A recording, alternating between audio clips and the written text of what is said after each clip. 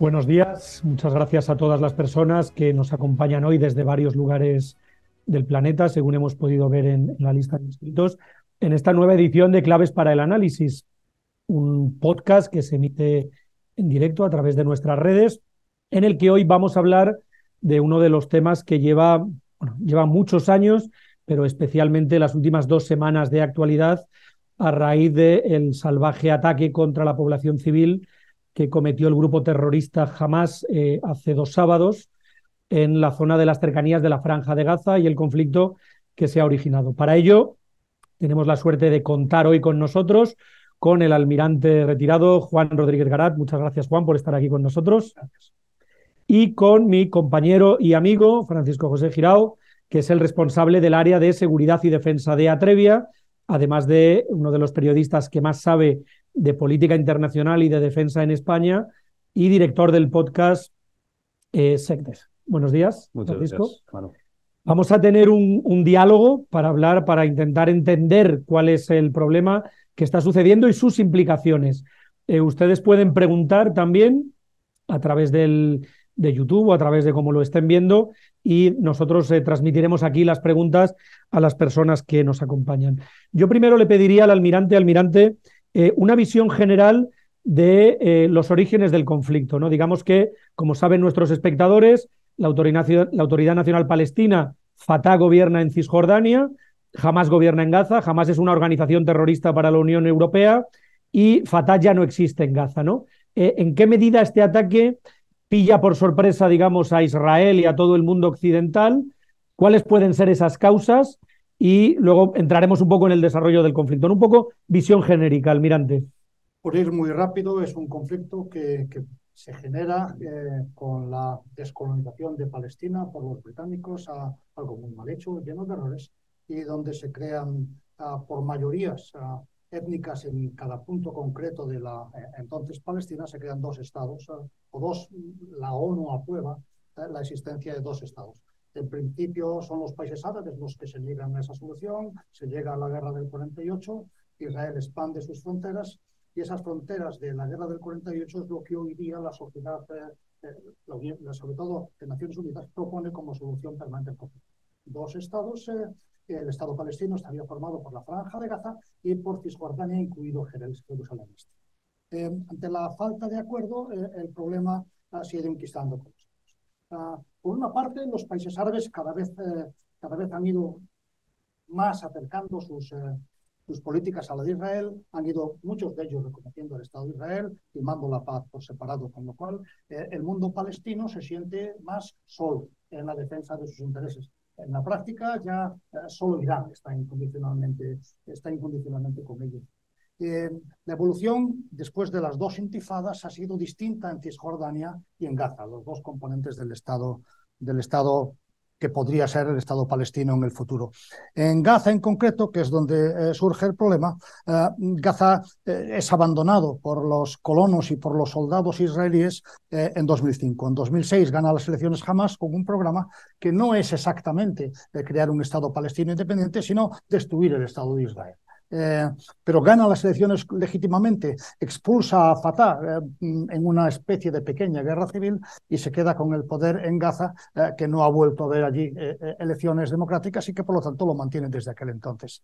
La situación en Gaza desde el año 2014, que es cuando fue la última guerra, había ido mejorando.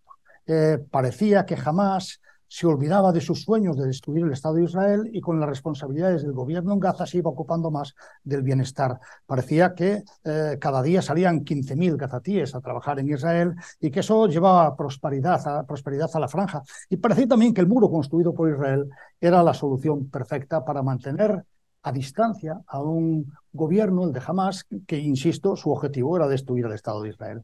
Esa sensación de seguridad y de pensar que los problemas podían venir por Cisjordania y no por Gaza es la que probablemente ha llevado a que, sin que nadie lo advirtiera, Hamas organizara el ataque del pasado 7 de octubre, que consiguió asesinar a 1.400 israelíes, más de 1.000 de ellos civiles, y llevarse más de 200 rehenes a la franja.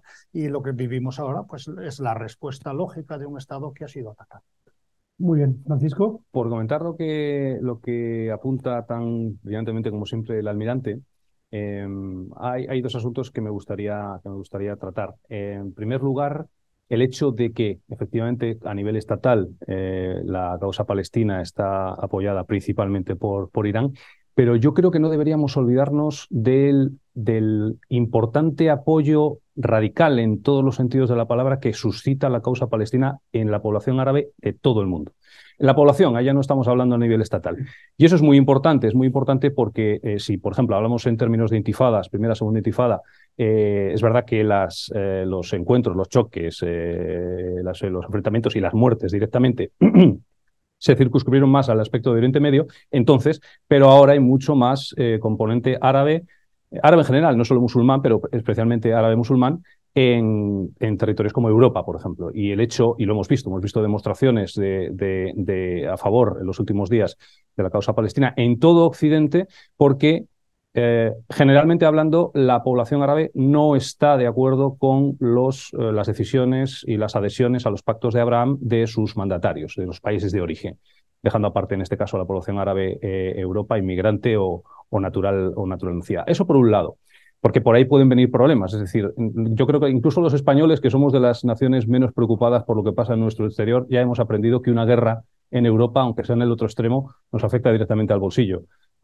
Pero es que ahora también puede este tipo de enfrentamientos tener su repercusión, y es la segunda cosa que quería apuntar, que tanto, por supuesto, lo primero es la afección a vidas humanas, pero una vez que tenemos en cuenta y ya sabemos que que este enfrentamiento, esta nueva reedición del enfrentamiento palestino-israelí o Hamás contra Israel y viceversa, está costando vidas allí, tenemos que ser muy conscientes de que, como hemos aprendido en Ucrania, también puede afectar a nuestra economía y también puede afectar a nuestras empresas. De ahí la importancia de encuentros como este, precisamente para concienciar sobre este asunto. Es decir, que no es una cosa que esté pasando en otra parte del mundo y que no nos afecte ya, mucho menos que lo que sucedía en los años 80, los años 90. Muy bien, muchas gracias. Disculpar, que se me olvidó decirlo antes, por supuesto, la ausencia de Pilar Requena, periodista que estaba invitada. Le ha surgido un problema de agenda a última hora, tenía una entrevista con el exfiscal de la Corte Penal Internacional. Por supuesto que la disculpamos y le agradecemos que hubiera hecho un hueco para venir, que al final no ha podido ser. Pero va a estar en Sierra Delta esta semana. Estará en Sierra Delta, así que la emplazamos a que la escuchen con nuestro querido Francisco Girau. Almirante, parece que la duda ya no es si va a haber invasión terrestre, por lo menos hasta el río del norte de Gaza o no, sino cuándo va a ser esa invasión, ¿no? Visto desde fuera, con la red de túneles que tiene Hamás y con lo que hemos aprendido tanto en Irak como en Afganistán del problema de hacer guerra sobre el terreno, parece una decisión muy arriesgada por parte de Israel, ¿no? Militarmente, ¿qué persigue el ejército israelí con esta invasión? Pues lo primero que querría decir es que el objetivo, por lo menos en este momento de Israel, es la toma de la ciudad de Gaza, no de toda la franja, ya veremos lo que ocurre después, pero la toma de la ciudad de Gaza para descabezar a la organización terrorista Hamás. En una España muy polarizada políticamente en tantas cuestiones, la de árabes y israelíes, o sobre todo ahora palestinos y israelíes, no es una excepción, y hay muchos puntos de vista diferentes que cuestionan el derecho de Israel a hacer esto. A mí me gustaría recordar que cuando España, en Barcelona, en el año 2017, fue atacada por el ISIS, reconocido autor intelectual de los atropellos de Barcelona, la solución que dio la comunidad internacional, a la que España se sumó, sin que hubiera debate público, y es una pena, pero España se sumó, es al ataque a las fuerzas del ISIS en donde estaban instaladas, en donde tenían su falso estado, en Irak y Siria, y que en esa operación pues los ejércitos de los países occidentales tomaron ciudades como puede ser Mosul o Fallujah o Raqqa. Al final, lo que estamos viendo no es excepcional si lo vemos desde una perspectiva histórica. ¿Por qué tiene que entrar Israel en Gaza cuando es un territorio extremadamente difícil? Es un territorio en el que, si el combate urbano es suficientemente complicado en todas partes, aquí los más, porque la Franja de Gaza es uno de los lugares más poblados del mundo.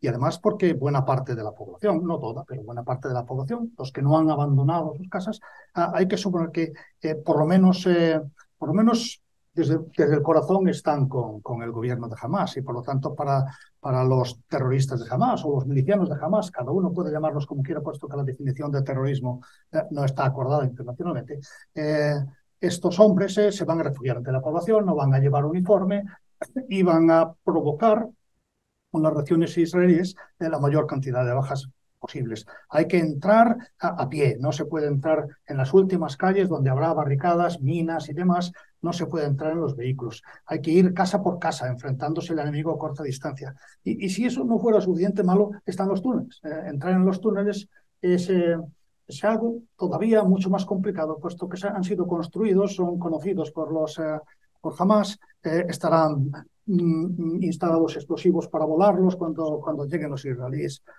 ¿Quién querría entrar en esos túneles? La lógica militar dice que hay que destruirlos desde fuera. No hay ninguna dificultad en hacerlo.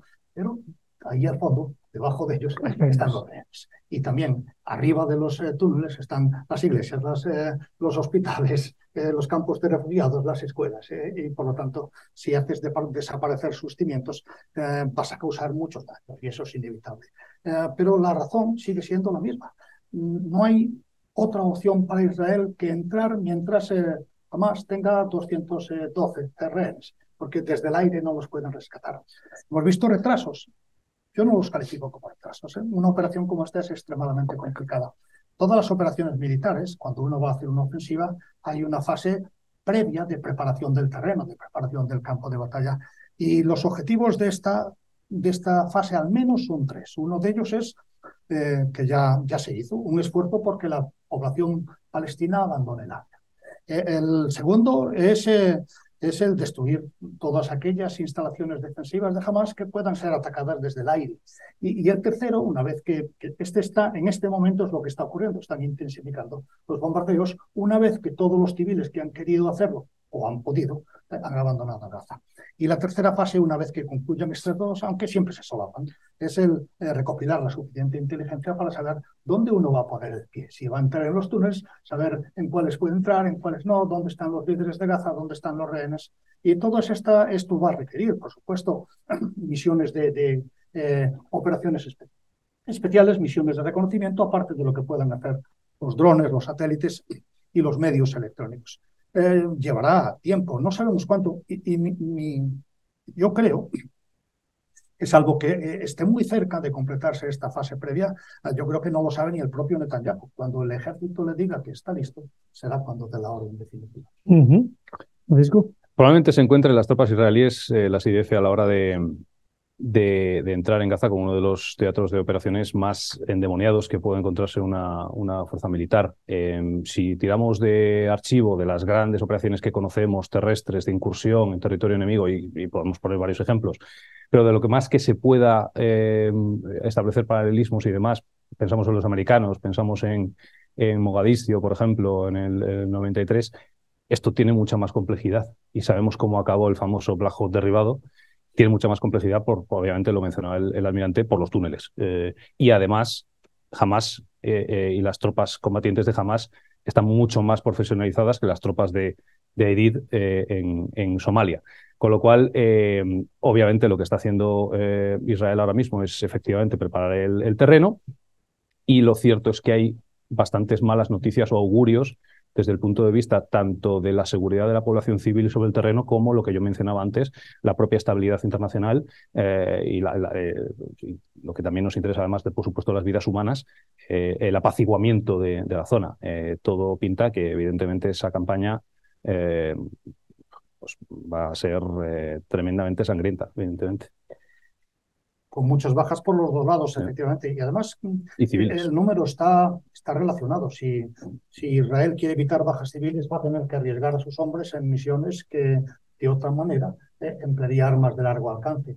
Y esa es una decisión, el equilibrio de esa decisión que se le pide, la comunidad internacional, España le pide al ejército israelí, es algo extremadamente difícil de determinar sobre el terreno. Hay un aspecto aquí que que no es Somalia. Y a mí me interesa que se vea la diferencia, porque me parece que, por lo que me suelen preguntar en los medios de comunicación, no ha terminado de entender el pueblo español. Somalia era una operación de paz, una operación para llevar alimentos al pueblo somalí. Si uno quiere alimentar al pueblo somalí, no puede empezar disparando. Es otro tipo de conflicto. Lo que ocurre en este momento es que Israel, con razón, de acuerdo con el derecho internacional, porque ha sido atacado primero, ha declarado la guerra no a Palestina, no a la Franja de Gaza, pero sí a Hamas. Aquí ya no es las operaciones de tiempo de paz con sus roles restrictivas, limitadas a la autodefensa, sino que es posible, es legal, está en los convenios de Ginebra, emplear la fuerza con carácter ofensivo. Los convenios de Ginebra son muy claros, no se permite atacar objetivos civiles, ni tampoco se permite atacar objetivos indiscriminados, pero sí que se permite combatir a las fuerzas del enemigo, aunque estén protegidas por escudos humanos. Y la única condición que pone en los convenios de Ginebra en estas circunstancias es que el objetivo militar valga la pena. No puede uno destruir un colegio porque en la mesa del profesor hay un Kalashnikov. Pero si el objetivo militar vale la pena, eso sigue siendo legal. Incluso cuando el ataque es un objetivo civil, pongamos una fábrica de armas donde hay civiles, pongamos un tren que lleva municiones conducido por civiles. Yo el otro día hablaba de un caso para que se entienda bien qué es el derecho de la guerra, un caso bastante conocido, el desembarco de Normandía en junio de 1944, que fue un paso crítico para desalojar a Hitler de la Europa ocupada. Como era una operación anfibia, las fuerzas que llegaban por mar, necesitaba el mando aliado, Eisenhower necesitaba tener garantías de que iban a llegar más fuerzas por mar propias que más fuerzas enemigas por ferrocarril. Y por lo tanto, los días previos a la batalla, las fuerzas aliadas bombardearon los ferrocarriles franceses, un país aliado pero tomado por el enemigo. Con las armas que había entonces, hubo muchísimas víctimas civiles. Y eso, víctimas civiles a las que no había al lado de ellas ningún objetivo militar, pero sencillamente el propio objetivo militar de la operación obligó a hacerse el bombardeo, que fue en su día cuestionado, pero cuestionado desde el punto de vista no legal, sino si la idea había sido suficientemente buena o no, porque legalmente no hay ninguna duda que el objetivo de derrotar a Hitler compensaba esas bajas civiles que se aceptaban.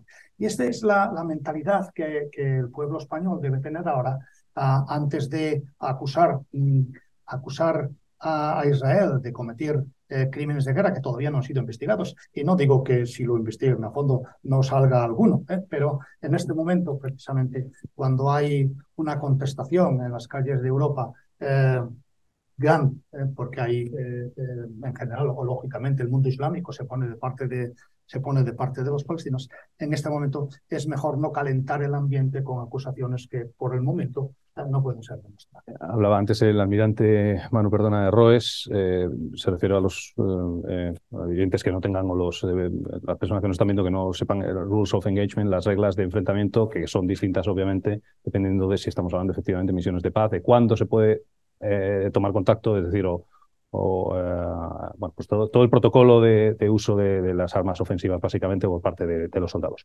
Pensé que iba a comentar, una cosa, al hilo de lo de preparar el terreno y bombardear las líneas férreas francesas, de los bombardeos de los aeropuertos sirios, que es exactamente lo mismo. Es decir, ¿por qué ha bombardeado Israel Homs y Damasco, dejando a Siria prácticamente sin aeropuertos? Porque lo que teme es que efectivamente Irán supla de material armamentístico al escenario de guerra a través de Siria. Y eso nos mete, Manu, si te parece, otro elemento fundamental que también puede afectar a nuestras economías, como es que Irán entrase, bueno, no sé si es imaginable o no, pero ya sí sería algo mucho más gordo, y ahí sí que se acabaría de internacionalizar el conflicto si Irán, obviamente, entra en hostilidades abiertas con Israel. Claro.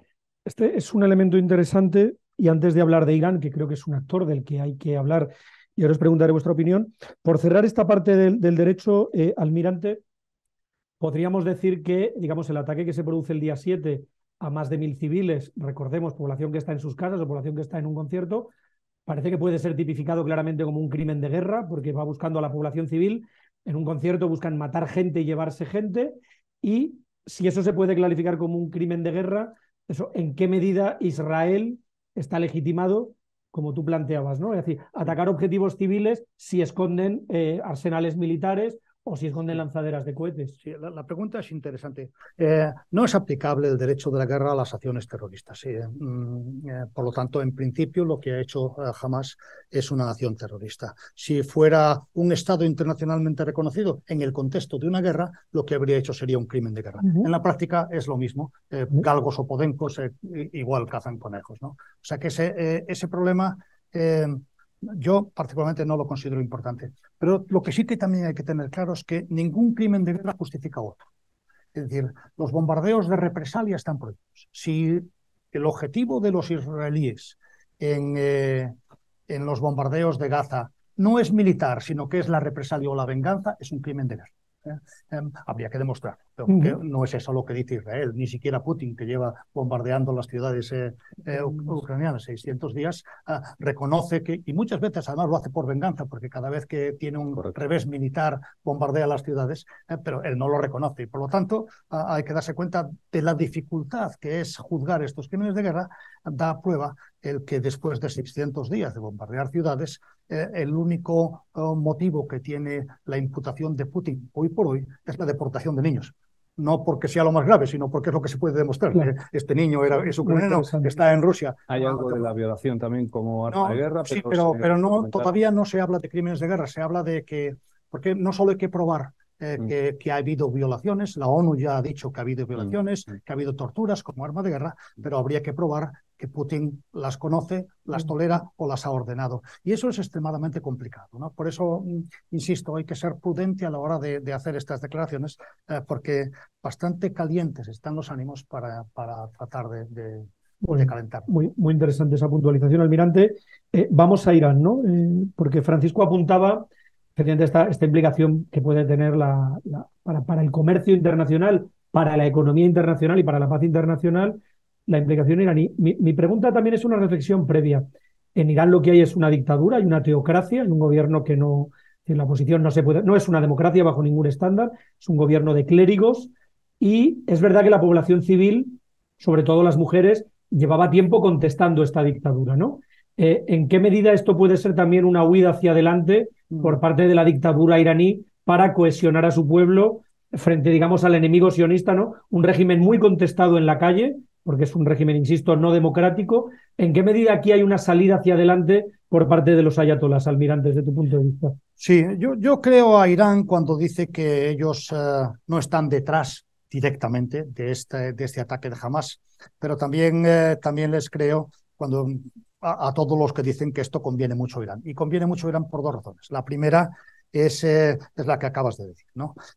Cuando uno tiene problemas dentro, lo más fácil, lo más sencillo, lo más útil y lo que nos enseña la historia es buscar un enemigo exterior. Lo ha hecho todos los países a lo largo de la historia.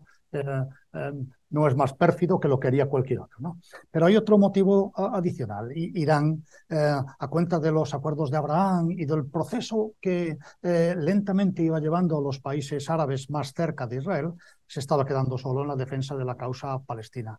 Y por lo tanto, el que jamás haya dado este aldabonazo en el que los gobiernos, como dijo muy bien Francisco, los gobiernos árabes, mucho más moderados que su población, se ven obligados a dar un poco marcha atrás en ese establecimiento de relaciones diplomáticas normales con Israel, pues a Irán evidentemente le viene muy bien.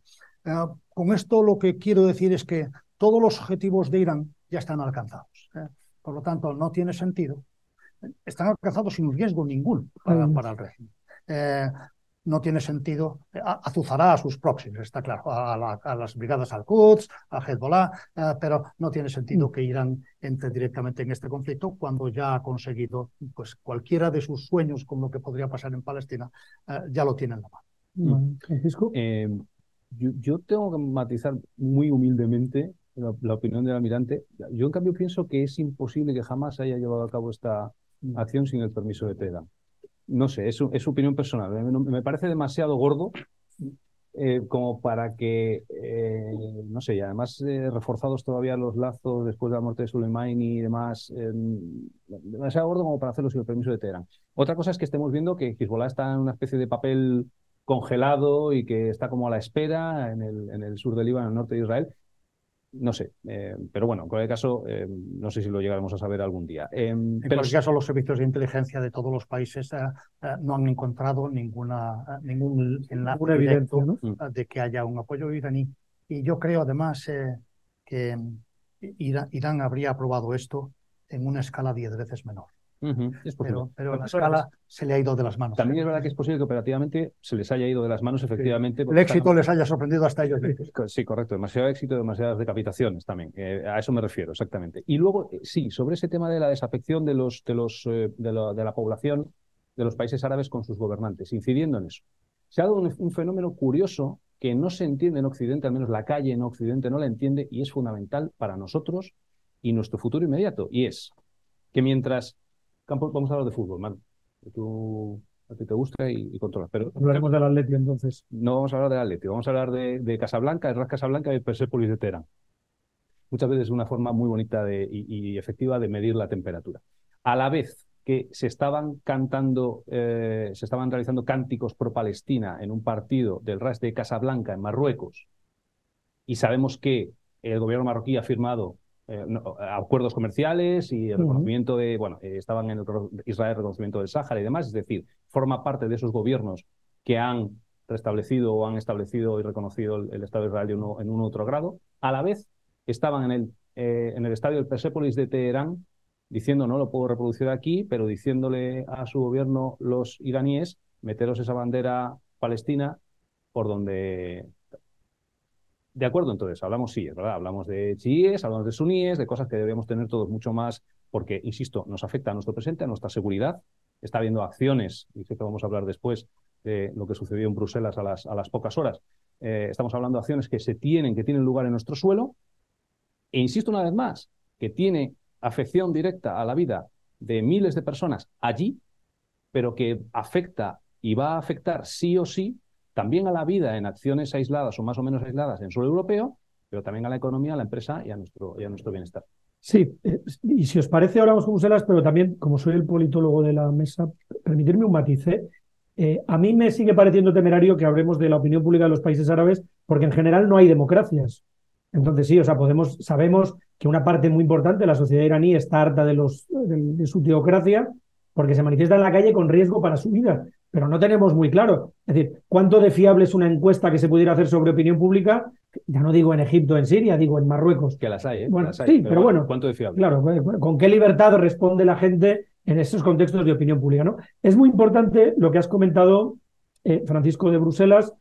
Si os parece, vamos a ver una pequeña intervención y luego os doy la palabra sobre Ramón González, director de nuestra oficina de Atrevia en Bruselas. Saben que llevamos allí muchos años, que conocemos bien el entorno comunitario y le habíamos pedido a Ramón que nos ayudara también con sus claves de interpretación y ahora volvemos aquí y hablamos de esta respuesta del jardín europeo, ¿no? Como decía Borrell. La cola del ataque, porque es el ataque que hubo precisamente. Efectivamente, con el ataque a dos ciudadanos suecos asesinados en Bruselas, aprovechando el día de un partido.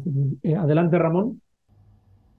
¿Qué tal? Buenos días. Sí, efectivamente, hace apenas una semana se produjo este atentado en Bruselas, una ciudad donde ya hubo un grave atentado en 2016, tanto en el metro como en el aeropuerto, y donde hubo además polémica por la actuación policial en 2015, cuando estaban tratando de detener a uno de los responsables de los atentados de París de ese año, pero no se podía por una cuestión algo surrealista, que era una ley que no permitía hacer redadas por la noche y hubo que esperar al día siguiente. En esta ocasión el atentado ha tenido efectos directos sobre la política nacional también. Ha dimitido el ministro de Justicia. Parece que Túnez hizo una solicitud de extradición sobre este terrorista hace un par de años y no se había tramitado.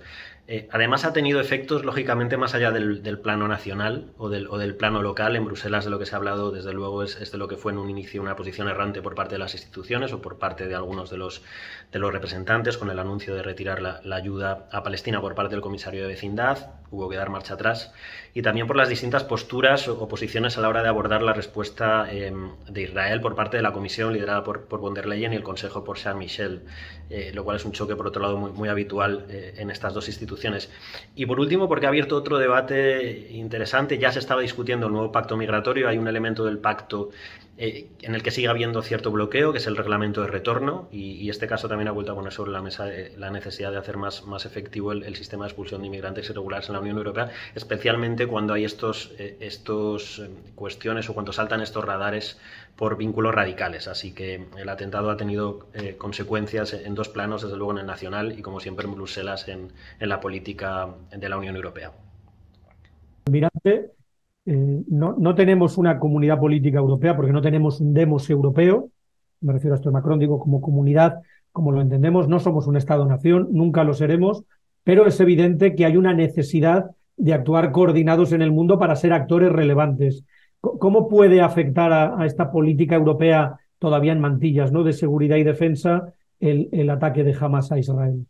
Bueno, yo creo que en cierta manera, y aunque en menor grado, de la misma manera que la propia guerra de Ucrania, que ha conseguido que por fin esa unión política y de defensa que desde Bruselas se quiere imponer a las naciones, por fin se haya puesto en marcha.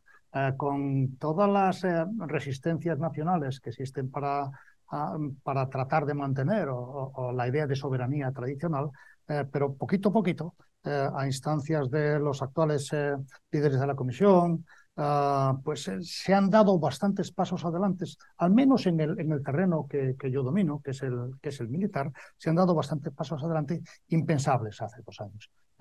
Seguimos estando muy lejos de un ejército europeo, pero ya hay iniciativas conjuntas a las que se ve futuro, desde la compra de munición, algo que es excesivamente caro para un solo país, hasta el tratar de compartir recursos para alcanzar las capacidades más caras.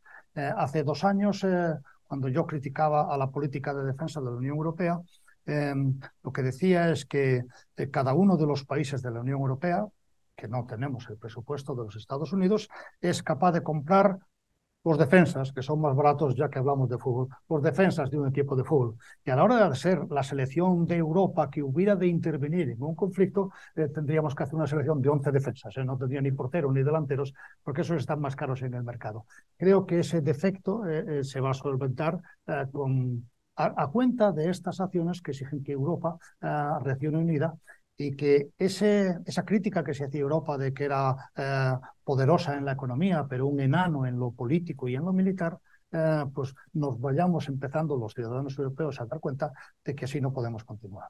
Francisco. Y ahí, por ejemplo, es crucial para entenderlo la figura de un español como es Josep Borrell, que efectivamente ha pegado un impulso desde hace ya unos cuantos años a este tipo de, no solo a la diplomacia, sino efectivamente con documentos como la brújula estratégica, que se impulsa, es decir, que se acaba de dar el impulso final con Ucrania, pero que ya estaba pensada y a punto mucho antes, fundamental para que Europa efectivamente deje de ser en algún momento, si puede ser, ese campeón del soft power, ¿no?, y pueda tener algo más de peso en la esfera internacional, más allá de lo económico. Pero me sirve para que reivindicar de una vez más que individuos y empresas también tomemos constancia específicamente desde España, especialmente desde España, de la importancia de Bruselas. Fíjate, Manu, cómo Ramón, nuestro compañero, está al tanto de todas las últimas, como tiene que ser, en defensa de los intereses de nuestros clientes ahí en Bruselas, al tanto de los últimos movimientos legislativos, porque se juega mucho, nos jugamos mucho en Bruselas. Y yo creo que también específicamente los españoles no somos de todo conscientes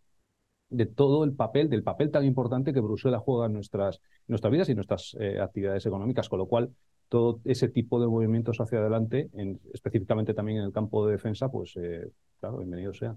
Muy bien. Tenemos una pregunta que nos llega desde uno de nuestros espectadores, es el papel de los Estados Unidos.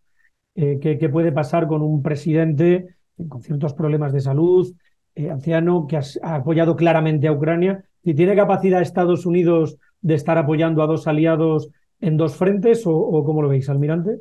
Bueno, desde el punto de vista de logístico del apoyo, el apoyo de Estados Unidos a Ucrania supone menos del 5% de su presupuesto de defensa anual. No es una carga excesiva. Es mucho más un problema político que un problema económico. El problema político creado porque en este momento el Congreso de los Estados Unidos es ingobernable y viene atrasando decisiones que aprobarían mayoritariamente casi todos, lo que tiene la política, casi todos los congresistas, ¿no?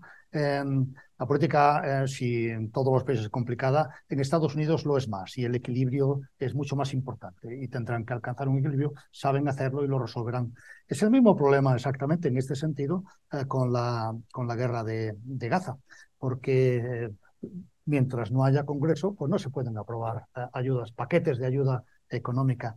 Y eso creo que facilita un poco el trabajo a Biden, porque entre los que quieren apoyar a una y los que quieren apoyar a otra, él ha unido un paquete de ayuda para los dos países simultáneamente y por lo tanto tendrá probablemente un recorrido más fácil en las dos cámaras de los Estados Unidos. ¿Cuándo? Pues cuando el Partido Republicano se ponga de acuerdo en escoger un speaker para consigo mismo, ¿no? Pero exactamente, pero ese es un problema político muy clásico. En Estados Unidos pasan estas cosas porque a veces los envidiamos, no tienen disciplina de voto y por lo tanto lo que deciden en Estados Unidos en el Capitolio es más representativo de lo que quiere el pueblo americano, pero también tiene su peaje, que es que a veces se quedan aquí inmovilizados porque son incapaces de saber lo que quieren ellos o lo que quiere el pueblo americano.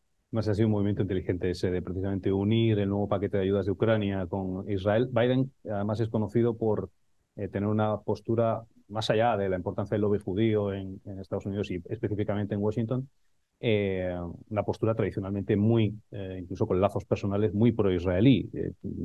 Yo he visto imágenes, supongo que han salido imágenes en las últimas semanas que yo no había visto porque son, creo, de los años 80. No era demasiado joven para seguir la política, no digamos en Estados Unidos.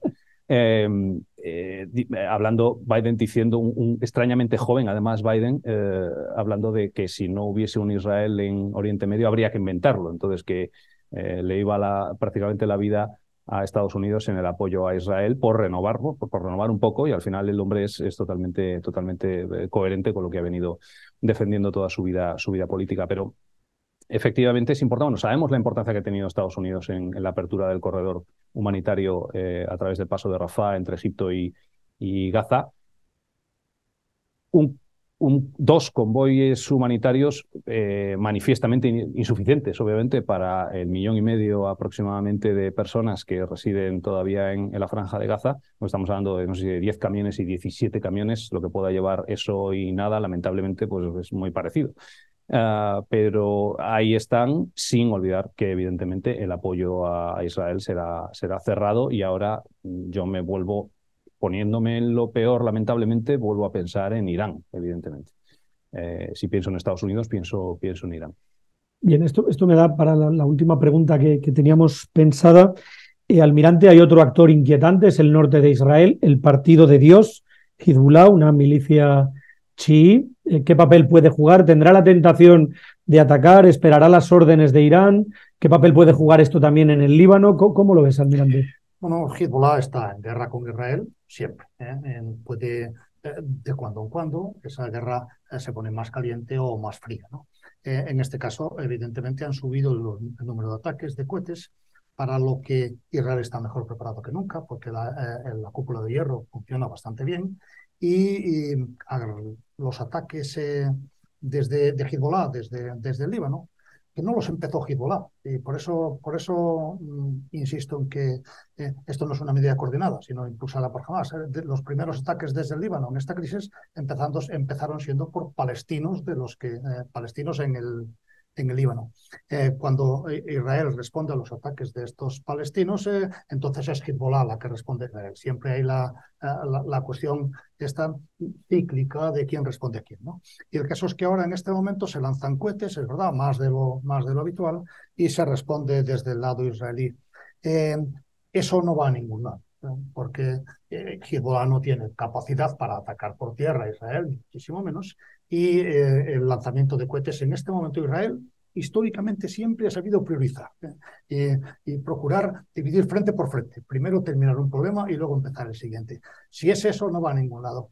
El único riesgo posible es que consiga realizar una incursión en Hezbollah y conseguir algunos rehenes israelíes. Precisamente por eso el gobierno israelí ha ordenado evacuar todas las zonas próximas para asegurar que hay una franja en la que puede detener este tipo de actividades.